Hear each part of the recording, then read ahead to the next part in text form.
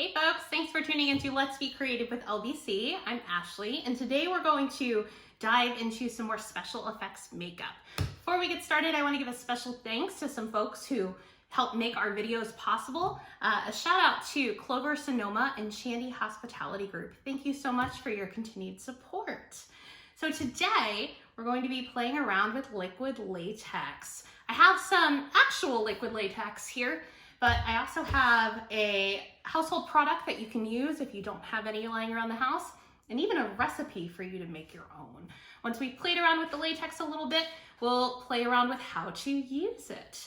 So first things first, we're going to start with actual liquid latex. Now, if you have any type of latex allergy with gloves or anything like that, you do not need to be using this. Obviously, it is latex, thus many people actually have an allergy to it. Okay, so if you've never used liquid latex before, the one thing I can tell you is it has a terrible smell. It is very sour smelling almost, and that's perfectly normal. So if you've never used it before and you happen to have some, I would recommend doing a test on your arm or somewhere that is not on your face to make sure you don't have a reaction to it.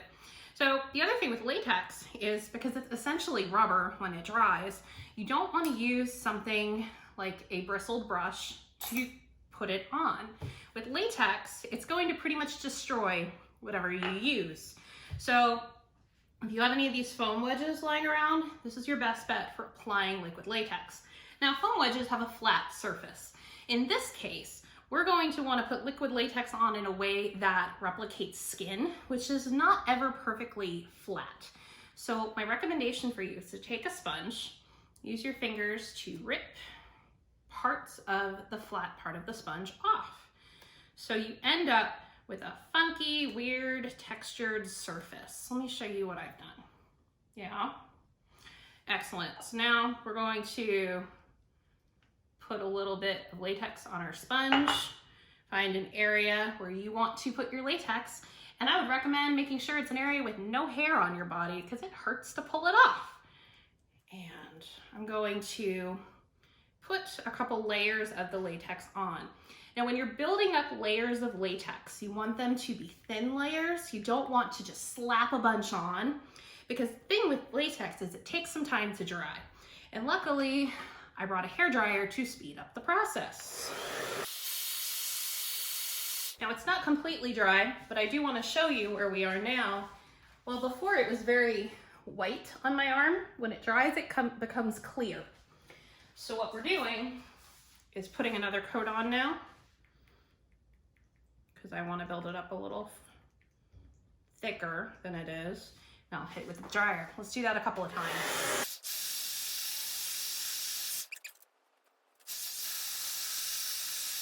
Okay, if you're using a blow dryer on someone else, be very careful that it does not get too hot.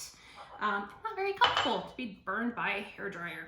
So while this is finishing drying, let's try a household item as well to use. If you don't have latex sitting around your house, one product that you may have that a lot of folks who play around with special effects makeup like to try, Elmer's glue. If you're using any kind of white school glue, it does a similar thing. I'm not sure if it actually has latex in it, and I'm not sure if the back of it's actually going to tell me that, but it works very similarly, has a similar consistency, and it honestly smells a little better. So I have another cup, and I give myself a little bit of glue to work with, and we're gonna repeat the process that we just did a minute ago with the latex. What we can do is compare the two. Now, while I'm getting everything ready to apply the glue in my arm, I want to tell you about another way you can make latex if you don't happen to have school glue and you don't have access to liquid latex. There are a handful of recipes that you can look up online that would allow you to make something similar to latex. There's a recipe that I've used before that works really well that requires some kind of gelatin packet. There's a product called Knox gelatin, which is unflavored, uncolored gelatin. That's ideal for this.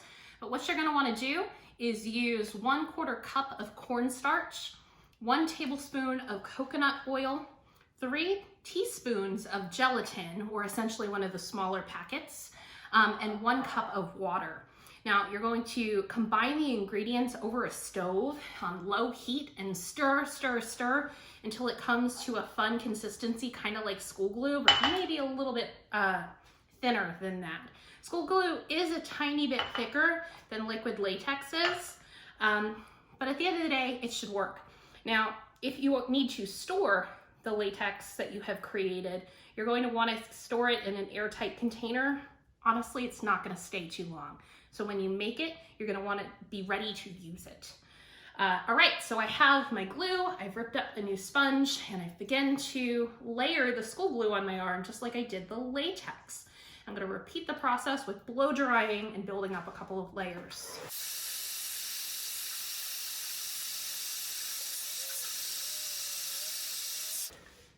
You know, I put that school glue on a little thick, and honestly, it's about the same thickness right now as 3 layers of the liquid latex is. And you can see it's still drying. It is a little white still. When it dries, it'll be completely clear. So I'm gonna go ahead and leave that for a few minutes to finish drying, and I'm gonna come back to my liquid latex. Now, in future episodes, I might show you some fun things you can do to add into the latex to get different effects. But today, we have a flat surface of the latex to work with. It has a little bit of texture to it, so it kind of resembles skin. Now, the biggest reason you can tell that there's something on my arm is it has a shine to it. So when I am done with whatever I'm going to do to it, I'm gonna wanna put some more powder on top, but I'm not ready for that just yet. I think today, what we're gonna wanna do is make a burn. And it can be pretty gnarly and peel around the edges, and they're super pink. Sometimes they're even a little black in there. But so we're gonna see if we can replicate something like that. I'm gonna see if I can create a burn that's still healing, but still fresh on the inside. So what I'm gonna do is pinch in the middle of where the latex is. I'm gonna come a little closer so you can see what I'm doing here. So right here, I've pinched, and I'm gonna try to rip off a piece of this latex. Ah, that works pretty well. So now I have some edges that have ripped up, and if I want, I can even pull on them a little bit, make them bigger, almost looks like skin. Great. So we're gonna create the same look with the professional makeup versus the same look with the school glue and products you may have at home. So I brought a couple of things from my kit that we're going to use to create this burn look today. I have 2 color wheels that have a cream-based makeup in them, and they're pretty fun colors. Now the first one kind of resembles the bruise wheel that we used last time. It's got a red in it. It has a darker red, a yellow, and like a purpley black. And the other one is just bright pinks, reds, and then a black. So between the 2 of those, I think we can get the coloring of the inside pretty good. And then we'll go over the outside and try to blend it into my skin a little bit better. So I have a couple of brushes here. They're just flat brushes that have some firm bristles to them. We're gonna begin to paint. I'm going to, just like we did with the bruise last time, going to start with a lighter color and color the whole surface with that lighter color. And then I will build colors on top of it. So I'm picking up like a lighter pink color and going to very roughly fill in that surface. Doesn't have to be perfect. You definitely don't want it to be thick either. When you're using a cream-based makeup that's thicker, a lot of times it'll build up. And when it builds up, it ends up looking thick and fake, and that's not what we want. I might stand here for a minute and work from here. That way you can see what I'm doing. Next color I'm gonna pick up, I think I'm gonna go for this darker red. So we had done this one, now we're gonna go over here. Typically something like this is gonna be brighter in the middle and darker around the edges. So I'm gonna almost make like a little circle. See how I'm dabbing? Almost that stippling action that we used before. And I'm pushing the brush under the edges of the latex a little bit to make sure it's not like an abrupt stop. It's kind of like that. Already we've got a little bit more dimension to it with the 2 colors coming in there, but we can do better than that. So we're gonna pick up that darker red now. I'm gonna go, and just like when we were doing the bruise, I'm gonna start using less and less as I go darker and darker. Otherwise, we'll find that turns into a muddy mess. Now I used a little bit too much of that dark red there, so I'm gonna use a Q-tip and get some of it off. Also blend it a little bit because we don't want it to look like brush marks. And then get it closer to the edge in there. All right, already from a distance, it's starting to look pretty good, but I think we can do better. So I'm gonna move to my other wheel, and I have that really great dark red. Pick up a tiny bit of that. And toss a little bit in there too. And I'm really focusing on the edges. I'm trying to build it up right around the outside because it gives it depth. It makes it look a lot deeper and more gross. And then the last color I want to add to this, I want to go for that dingy gray, brown, almost black color. I don't want to go straight black. It might look a little too fake, but we're going to put just a tiny bit of this darker color around the edges.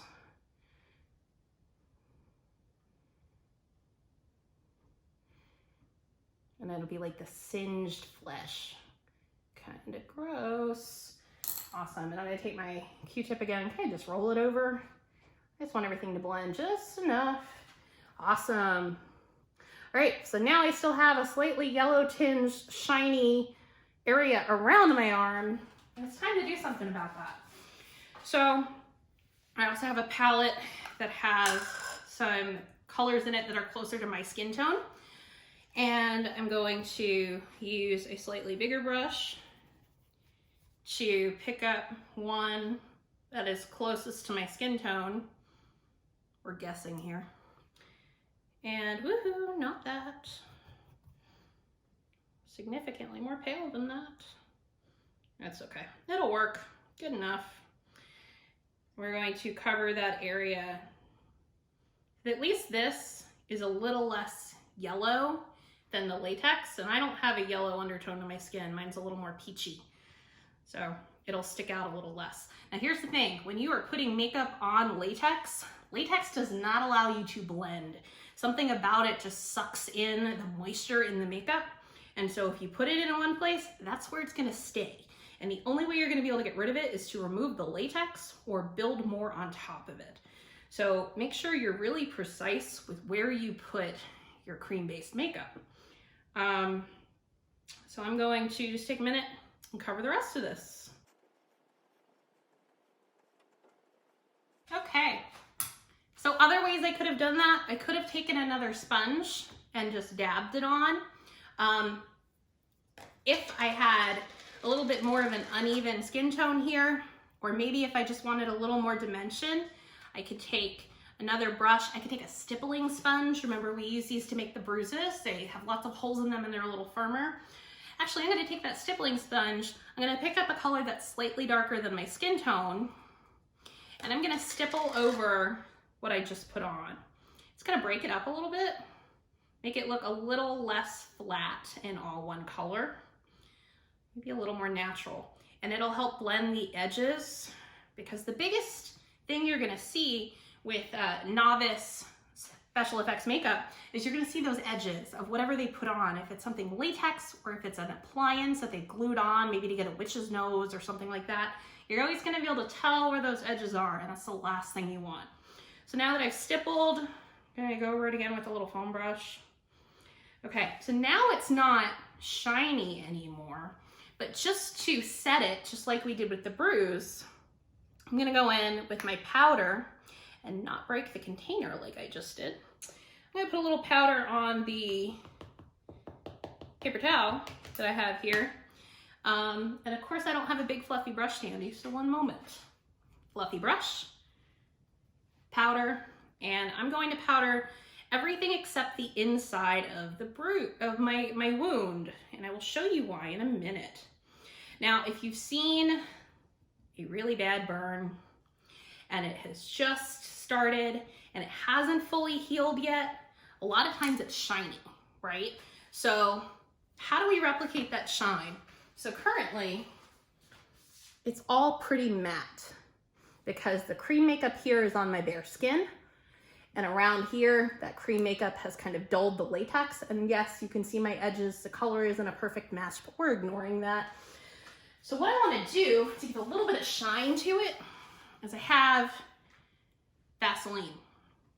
Vaseline and Q-tip is going to give us the shine we need for it to look real realistic. I'm going to just take a little and smudge it in there. If you want to get real gross, you could even put a tiny bit of blood in there. I'm not going to do that today. That's a little too much for me. Look at it now. Yeah? Cool. So let's see if we can replicate something like that with the Elmer's glue and the products you would have laying around the house. My glue is almost dry now. There's still some white spots, so I'm going to hit it with a hairdryer one more time before we continue.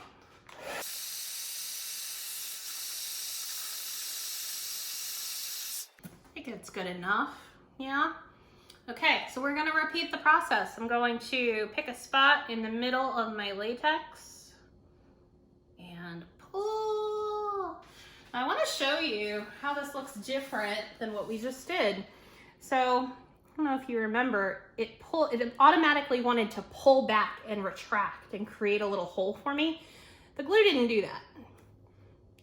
So we have some more raw edges to work with, and maybe we can embrace those and add it into our makeup a little bit.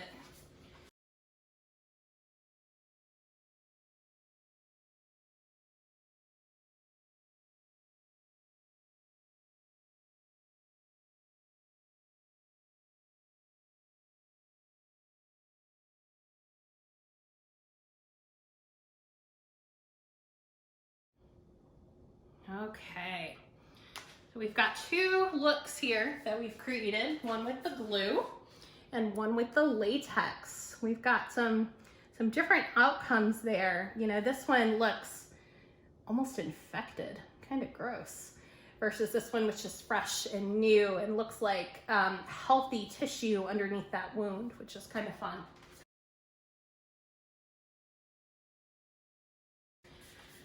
So I would love if you shared with me if you decide to try this out for yourself and you want to play around either with glue or you want to use that recipe I gave you earlier to make your own latex. See if you can create a burn using special effects makeup. And I'd love to see pictures. Post them in the comments. Let me see what you've done. Once again, I would really like to thank our special friends in the community who have helped to make this video possible. Chandy Hospitality Group and Clover Sonoma, thank you so much for your continued support. Tune in tomorrow at 1 p.m. for more Let's Be Creative with LBC.